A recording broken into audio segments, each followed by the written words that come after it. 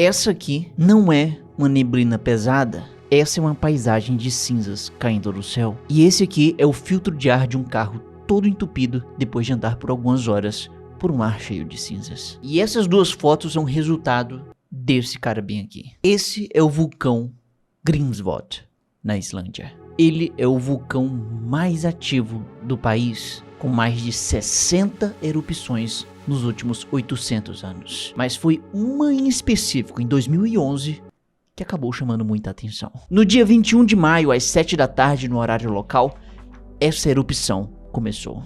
Uma pluma de material expelido rapidamente subiu até a altura de cerca de 15 a 20 quilômetros, formando uma espécie de guarda-chuva de largura por volta de 50 a 100 quilômetros. E no dia 24 de maio é publicado esse mapa pelo Centro de Alerta de Cinzas Vulcânicas de Londres. E aqui podemos ver que na Islândia temos a origem das cinzas, o vulcão em si, mas os ventos assopraram para muito mais longe. Elas chegaram pesadamente até a Escócia e um pedaço da Groenlândia, e também acabaram alcançando um pedaço da ilha da Irlanda. Foram centenas de voos cancelados, estradas bloqueadas e muita gente impactada. E tudo isso aconteceu porque esse vulcão explodiu, mas ele não deveria. E eu sei, as pessoas normalmente pensam que vulcões explodem. É basicamente isso que eles fazem, mas isso não é bem verdade. Depende muito de uma coisinha: o seu magma. O magma nada mais é do que uma rocha líquida, mas nem todos os magmas são iguais. Eles se diferenciam em alguns critérios, e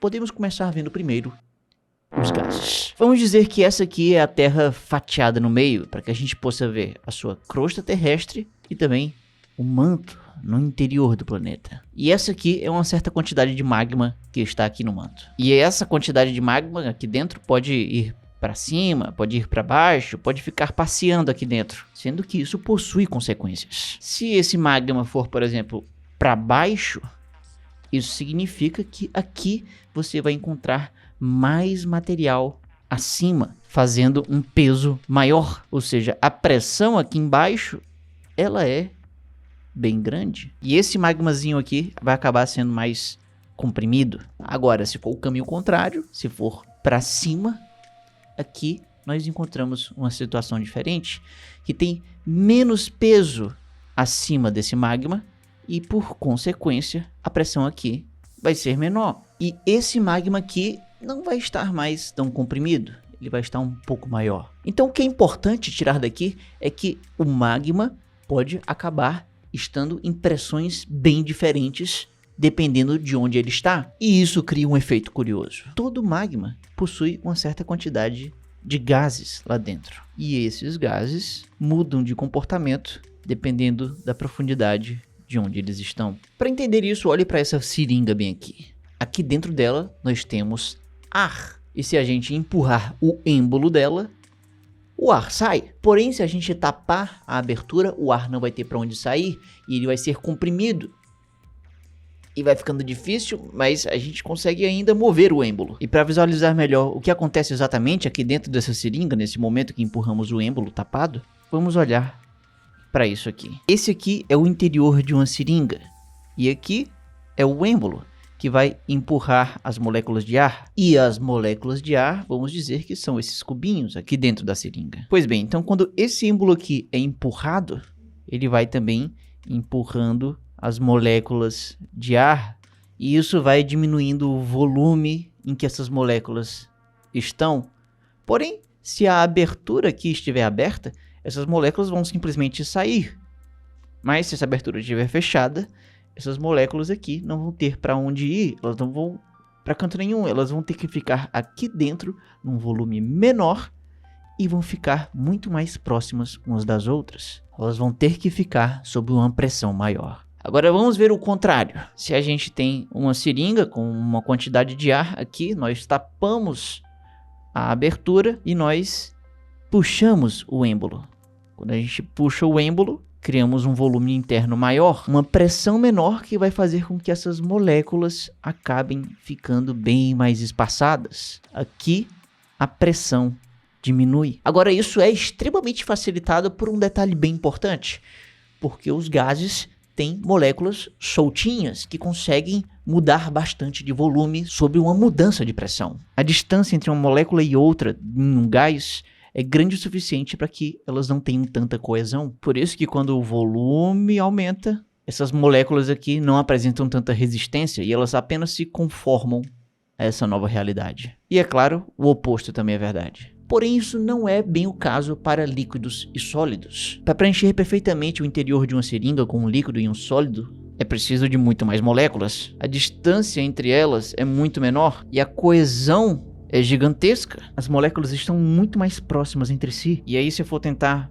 empurrar ou puxar esse êmbolo, eu vou ter muito mais dificuldade, porque um líquido ou um sólido acaba tendo muito mais coesão. Então, na prática, se essa seringa tivesse preenchida com um líquido ou um sólido, empurrar ou puxar esse êmbolo seria, na prática, muito difícil. Eles não mudam de volume quase. Pois é, isso tudo quer dizer uma coisa muito importante, que desses 3 estados da matéria, sob pressão, somente os gases realmente mudam de volume na prática. E sabe onde nós encontramos gases? No magma, como a gente viu. E aí, como vimos, quando o magma está muito abaixo da superfície, muita pressão está sendo feita nesses gases. Por isso, o volume deles fica pequeno, como se a gente tivesse empurrado o êmbolo. Mas essa é uma pressão menor que vai fazer com que essas moléculas acabem ficando bem mais espaçadas. Como a gente viu, a pressão fica menor. Se a pressão nesses gases é menor, significa que o volume deles vai ser maior. E se esses gases agora estão em um volume bem maior, significa que vai acontecer algo parecido com o que acontece numa garrafa de refrigerante. Eu tenho aqui uma garrafa de refrigerante e se eu abrir ela, podemos ver várias bolhas de gás. E isso acontece porque quando essa latinha estava aqui sob pressão, os gases estavam em um volume menor. Mas se eu diminuir a pressão abrindo a garrafa, então os gases ficaram em um volume maior e aí fizeram essa espuminha. Ou seja, houve uma certa efervescência meio explosiva, digamos. Então, da mesma forma, quando esse magma acaba subindo até a superfície, indo de encontro a uma abertura de um vulcão, esse magma sobe, a pressão diminui, o volume dos seus gases aumenta e uma certa efervescência explosiva pode acabar acontecendo quando ele vai sair. Acontece então uma erupção explosiva aqui. Porém, como eu disse, nem todo magma é igual. Todo magma que chega até a superfície vem através de um vulcão e eles podem estar localizados em lugares diferentes. Para entender isso, olhe para essa fatia da Terra que a gente pode ver o seu interior, o manto, os oceanos e a crosta terrestre dividida em placas tectônicas. Ok, aqui embaixo no manto, saiba que ele é sólido, mas se ele derreter, ele vira um líquido, um magma. E para o manto derreter e virar um magma, é preciso adicionar água. Agora, de onde vem essa água? Dos oceanos. Então, olha só que interessante. Vejamos, por exemplo, essa placa tectônica bem aqui. Essa é uma placa que tem um oceano logo acima. Por isso, por passar tantos milhões de anos em contato com a água do mar, essas rochas bem aqui podem acabar ficando com os poros cheios de água. Então, essas rochas cheias de água acabam se encontrando com outra placa tectônica. Ambas estão caminhando uma em direção à outra.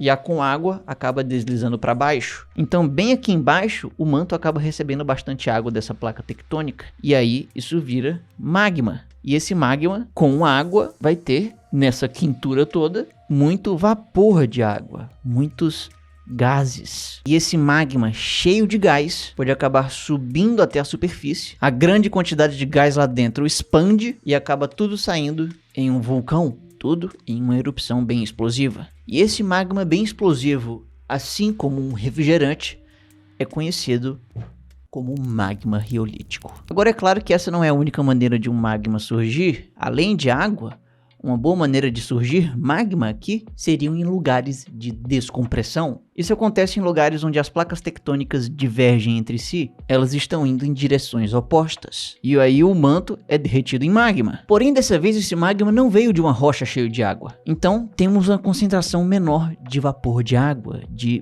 gases aqui dentro. Então, nesse caso, esse magma ao subir em direção à boca de um vulcão, teria seus gases expandidos. Porém, seriam poucos gases. E ele iria sair, então, em uma erupção efusiva. E erupções efusivas não são explosivas. Esses magmas com poucos gases, ao invés de explodir, meio que iriam só escorrer do vulcão. E além daqui, no encontro de placas, outro canto que podem surgir zonas de descompressão seria no meio de uma placa. E aí, magma pode surgir com poucos gases que ao subir se expandem e acabam gerando também uma erupção efusiva, sem explosões. Essas aqui são as regiões chamadas de hotspot. E esses magmas com poucos gases são chamados de basálticos. Tá, então beleza, temos os magmas riolíticos cheios de gases aqui, que saem e explodem lá em cima. E temos os magmas com menos gases, que sobem e apenas escorrem. Ok, isso acontece por causa da quantidade de gases em expansão, sendo que ainda tem um outro fator que fazem vulcões explodirem. A viscosidade. A viscosidade de um magma vai depender de duas coisas, da sua temperatura e da sua composição. E para entender isso, vamos olhar para essa imagem. Essa seria a imagem de um vulcão fatiado para a gente ver o seu interior. E no momento, logo antes da erupção, o magma vai vindo, e está sendo representado aqui por esses cubinhos vermelhos. Se a temperatura do magma aqui for menor, se a agitação das moléculas for menor, então significa que aqui teremos moléculas mais quietinhas, que vão tender a não se mover tanto na hora de uma erupção. Isso faz com que o magma fique menos líquido, mais espesso, mais viscoso, ou seja, ele flui mais dificilmente, e isso pode acabar fazendo com que na hora da erupção acabe tendo um engarrafamento de coisas aqui, e esse vulcão pode acabar engasgando,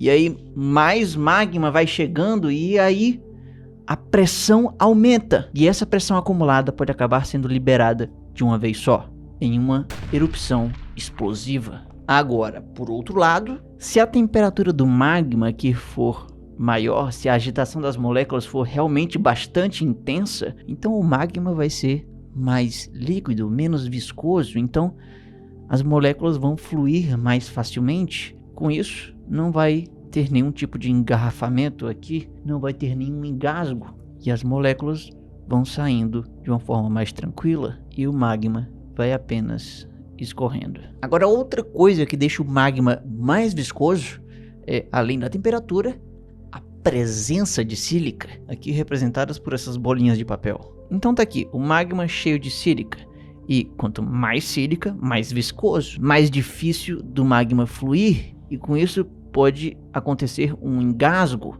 um engarrafamento que acumula pressão e é liberado de uma vez em uma explosão. E é claro que também, se a gente tiver bem menos sílica, o magma vai ser mais viscoso e fluir mais facilmente. E a erupção não vai ser explosiva, vai ser efusiva. O magma vai apenas correr para fora. E adivinha só onde podemos encontrar um magma menos quente e com mais sílica, ou seja, bem mais viscoso, bem aqui na região das placas convergentes. É nesse lugar que já tem naturalmente um magma riolítico cheio de gases, que ainda por cima não é tão quente, não pega tanto calor que vem aqui lá do núcleo da Terra, e tem muita sílica que vem da própria crosta terrestre. Então esse magma bem aqui, além de ter muito gás, a temperatura não é tão grande, e ainda por cima tem muita sílica. E tudo isso faz com que a erupção seja explosiva. Agora já o magma basáltico, que vem desses dois lugares aqui, ele tem menos gás, menos sílica, e a temperatura é grande o suficiente para ficar mais viscoso. Tudo isso faz com que a erupção seja efusiva e não explosiva. Por isso vulcões não explodem. Pelo menos alguns deles. Os de magma basáltico não explodem nunca, certo? Bom, mais ou menos. É o que deveria ser. Mas lembra daquela terrível erupção da Islândia em 2011? Bom, por incrível que pareça, isso aqui veio de um magma basáltico que não deveria causar explosões. Ou seja, os basálticos em teoria não deveriam realmente causar explosões. Mas na prática, isso ainda é possível por causa da complexidade da força do nosso planeta. E se você tiver interesse de conhecer um outro vulcão na Islândia e de entrar em tubos de lava inativos comigo do seu lado para conversar tudo sobre as coisas mais incríveis do nosso mundo, a vida, o universo e tudo mais, nesse link no QR Code aqui na tela você vai encontrar o roteiro para nossa viagem que nós vamos fazer para a Islândia. E lá também tem o contato da agência de turismo que está organizando toda a parte logística da nossa viagem. Então você pode tirar qualquer dúvida com eles com esse link e o QR Code aqui na tela. Adquira já um pacote de turismo com tudo incluso para uma viagem única. E a única coisa que alguns querem é viver para sempre. E para saber como que humanos poderiam viver para sempre, basta clicar bem aqui no maior canal de ciência do Nordeste. E me siga nas minhas redes sociais para ver meus vídeos curtos. E tchau!